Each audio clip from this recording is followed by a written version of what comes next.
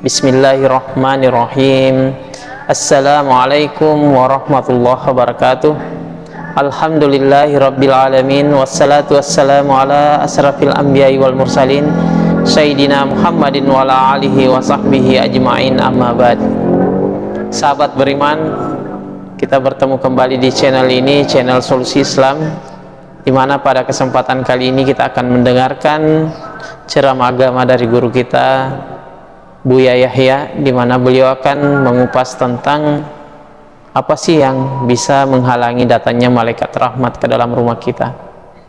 Untuk itu mari kita simak sampai dengan selesainya video ini agar kita tidak gagal paham dan tentunya kita mengharapkan keberkahan ilmu. Mari kita saksikan bersama video berikut ini.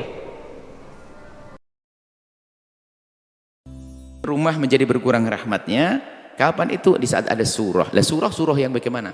Tentunya surah yang diharamkan, gambar yang diharamkan, gambar yang tidak boleh. Jadi pembahasan tentang gambar itu, yang pertama, ini pernah juga sering di majelis kami sampaikan, ada gambar itu yang betul-betul mutlak haram, dan itulah yang menjadikan malaikat rahmat tidak masuk ke rumah tersebut.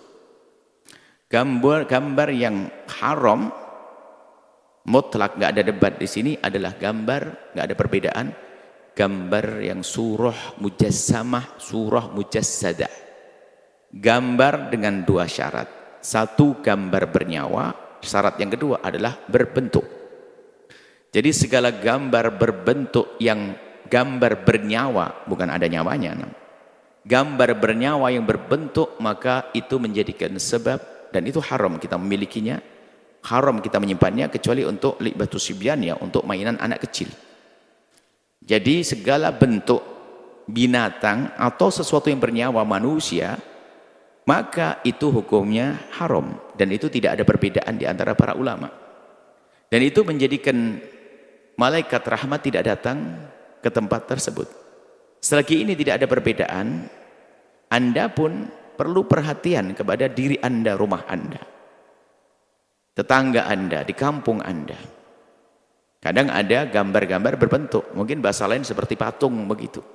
Kecuali mainan anak kecil, kalau anak kecil boleh. Maka Anda tidak perlu membelikan boneka untuk istri Anda. Biar bonekanya Anda sendiri, wahai suami, tidak usah pakai boneka-boneka palsu. Tapi kalau untuk anak baru diizinkan. Karena seorang anak kecil barangkali ingin berlatih bagaimana mengurusi anak, adik, dan seterusnya. Kalau anak-anak boleh. Tapi ini yang mutlak adalah tidak diperkenankan yang berbentuk. Tapi pun demikian kami ingatkan, tolong ingatkan dengan lembut. Mungkin beberapa waktu yang lalu kita melihat di sebuah rumah, orangnya soleh, ahli ibadah, banyak berbuat baik dan sebagainya. Akan tapi di depan rumahnya ada gambar berbentuk atau patung sapi, patung kerbau, patung apa. Yang dia mungkin husnudnya tidak mengerti, hanya mungkin itu dianggap sebuah seni. Maka tidak boleh dalam agama kita. Adapun ini tidak ada perbedaan, Anda cari kemanapun juga hasilnya sama. Tapi pun demikian Anda tidak boleh merendahkan tetangga yang masang patung itu, patung gambar sapi, gambar ini, karena mereka belum mengerti.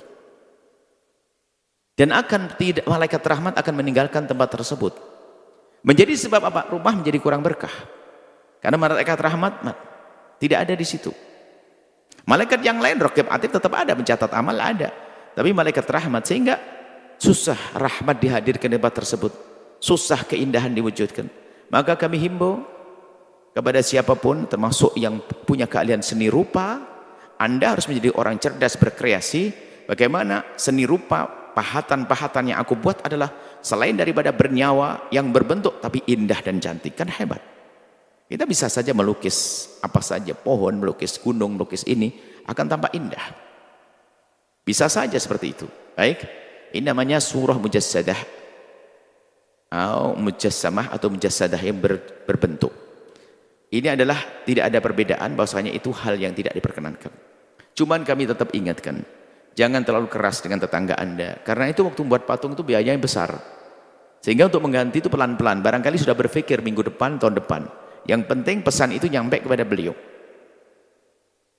Nah, ini ada patung yang mutlak halal, tidak ada perbedaan di dalamnya. Yaitu patung biarpun berbentuk tapi dari selain yang bernyawa. Patung pohon, patung gunung, dan seterusnya adalah diperkenankan. Miniatur gunung mana, miniatur hutan mana, itu sah. Nah, seperti itu.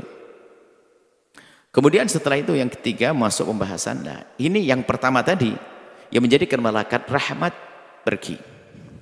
Kemudian setelah itu ada gambar-gambar, lukisan-lukisan yang ketiga dari sesuatu yang bernyawa.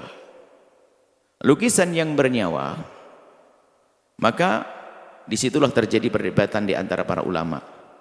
Sebab kalau lukisan tidak berbentuk, hanya lukisan bernyawa, maka di sini ada sebagian ulama mengatakan tidak boleh juga.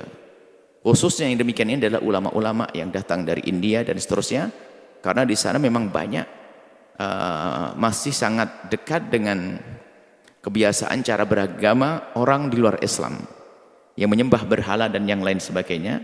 Sebab mereka itu yang masih menyembah berhala dari saudara-saudara, kita anggap saudara satu bangsa, satu saudara sekemanusiaan, dari saudara-saudara kaum Hindu dan Buddha, mereka biasa menyembah berhala.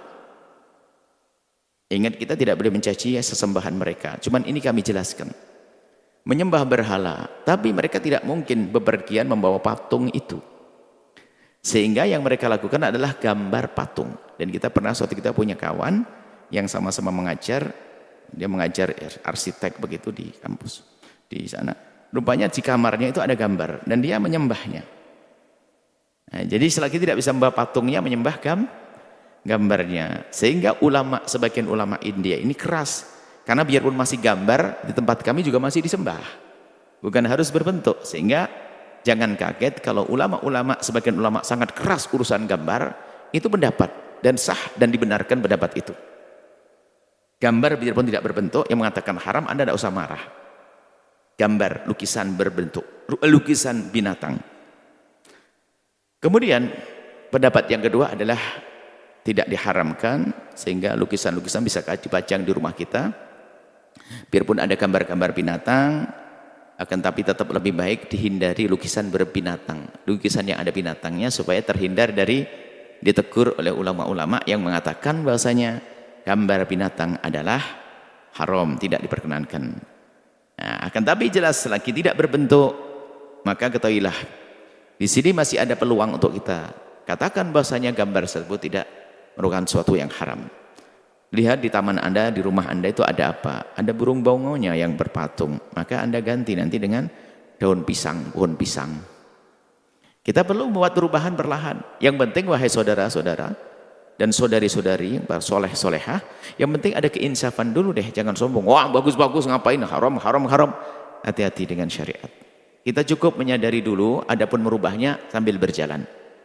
Baik, kemudian yang keempat adalah gambar-gambar fotografi.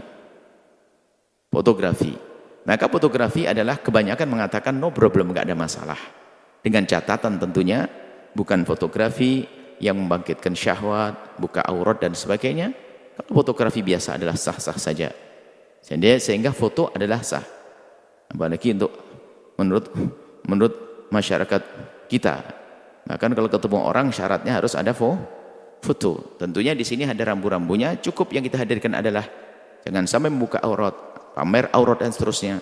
Foto yang terhormat, dan ini yang diperkenankan. Baik, adapun yang kelima adalah gambar-gambar berbentuk, tapi untuk anak kecil, boneka-boneka itu diizinkan untuk anak-anak.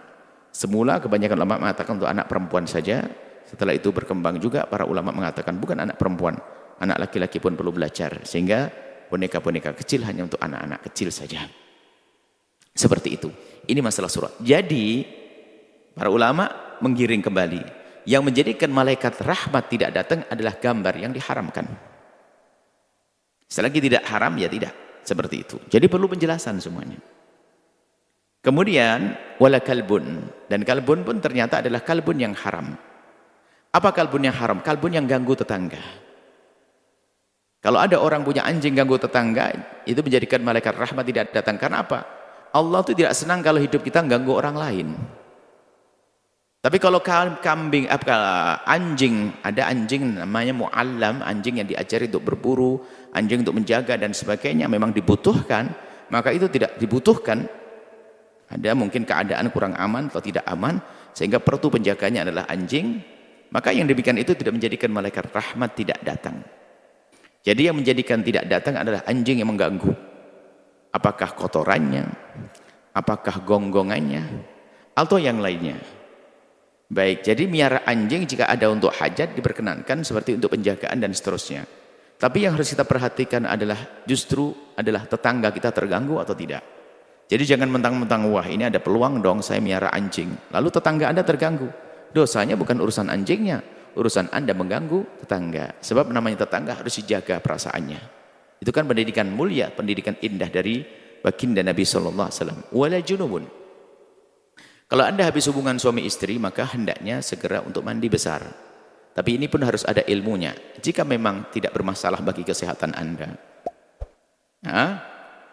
Jadi yang menjadikan malaikat tidak datang itu adalah orang yang dalam keadaan normal dan sebagainya, malas-malas mandi besar. Tapi ini adalah hukumnya adalah kalau dalam pembahasan fikih, ini kan akhlak ya. Kalau dalam pembahasan fikih, orang habis hubungan suami istri tidak harus langsung mandi. Kapan wajib mandi? Jika mau sholat saja. Dan ini harus dipahami oleh para wanita. Sebab ada sebagian wanita karena jarang ngaji maka tersiksa hidupnya. Mohon maaf jika suami mau mengajak berhubungan, hubungan di jam 11 malam, kalau Anda tidak bisa mandi saat itu, Anda boleh mandi besok pagi, nggak apa-apa. Menunda. Karena perempuan ini nggak mau ngaji, salahnya sendiri, sehingga menganggap kalau hubungan suami istri langsung harus mandi. Jadi di saat diajak hubungan suaminya itu kebayang mandinya, sehingga nggak konsen, nggak maksimal, nggak bisa mesra yang sesungguhnya. Makanya ngaji, Bu. Nah, ini yang sudah ngaji mah aman. Jadi kalau hubungan suami istri tidak wajib langsung mandi saat itu fikihnya. Tidak harus mandi saat itu, cuman sebaiknya harus cepat mandi. Sunnah. Kapan wajib mandi? Kalau kita ingin melakukan sesuatu ibadah yang diwajibkan bersuci. Contoh, Anda ingin baca Al-Quran dan seterusnya. Seorang laki-laki ingin tinggal di masjid, suka bersih-bersih masjid, tadi hubungan suami istri, mandi dulu dong. Ya kan begitu. Puasa mah enggak, puasa enggak wajib suci. Siapa yang mengatakan puasa harus bersuci dari hadas? Misalnya mohon maaf, sahurnya adalah hubungan suami istri sampai subuh, ya enggak apa-apa, yang penting subuhnya nanti mandi kalau mau sholat subuh. Jadi mohon difahamkan supaya tidak, kalau memahami itu junub langsung, makanya ini tersiksa perempuan istri, apalagi perempuan yang punya rematik. Wah, ini suaminya bisa berbulan-bulan nggak bisa mendapatkan kesenangan dari istri karena setiap mau dihubungi takut ingat air, ingat air, ingat air. Dan ini kami sampaikan begini memang ada keluhan. Wah, ini dasar, makanya yang salah kamu, Pak.